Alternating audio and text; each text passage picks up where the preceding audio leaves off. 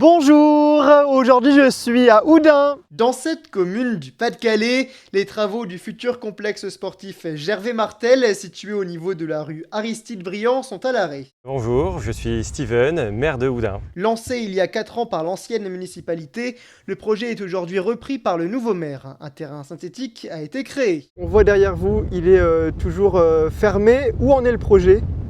Eh bien, actuellement, il n'y a plus de travaux qui sont réalisés en cette période, puisqu'à ce jour, nous sommes en régularisation.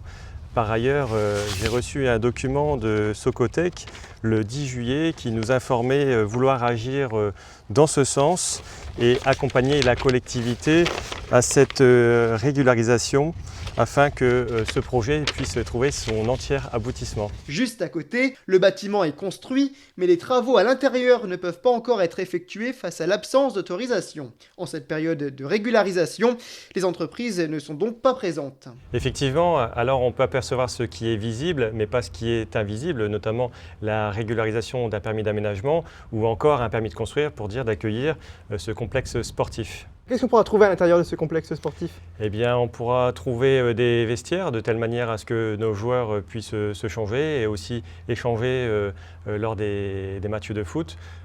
Néanmoins, nous n'aurons pas de bar prévu. Les travaux ont duré plusieurs années. Pourquoi d'un coup ça s'est arrêté ?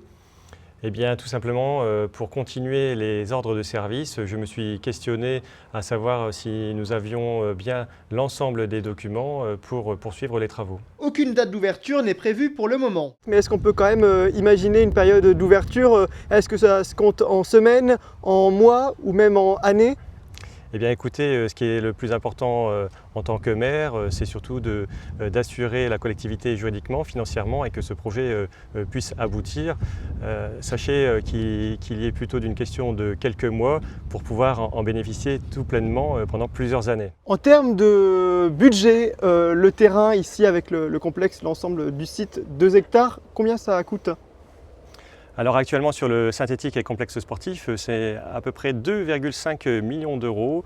Donc on a 600 000 euros environ de financement, donc subvention, et le reste financier à la charge de la commune à supporter est de presque 2 millions d'euros. Une fois accessible, ce terrain pourrait être mis à disposition du club de football de la ville. La collectivité pourra mettre à disposition le terrain synthétique Gervais-Martel au club USH, qui compte aujourd'hui presque 400 adhérents. La commune accompagne l'association en ce sens.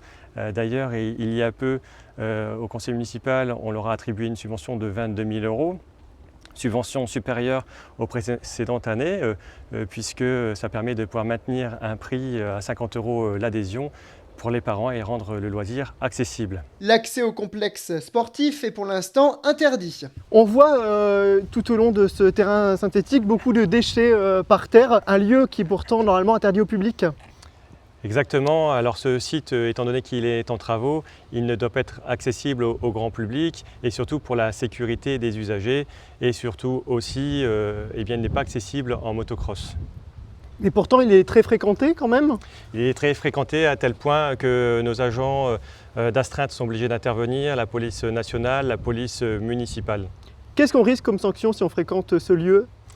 Eh bien écoutez, actuellement, il n'y a pas de sanction, c'est de la prévention. Nous accompagnons notre population en ce sens. Je vous remercie beaucoup d'avoir regardé ce reportage. Au revoir !